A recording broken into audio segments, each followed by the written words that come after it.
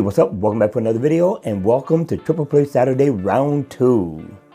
Welcome to Triple Play Saturday Round 2, and the name of this watch face is called AD Sport Sprint. Not a bad looking watch face, and always on mode you're going to get a simple analog watch face look. When the watch face is on, you get a few dials. One is going to represent your step go.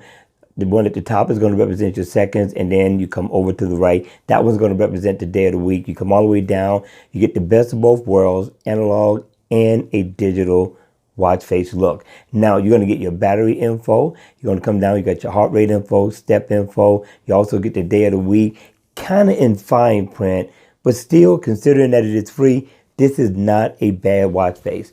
And you can customize the color of it, color coordinate with whatever it is that you're wearing, or just simply choose what would be your favorite color just by a single tap. I didn't think it was bad for free. What do you think?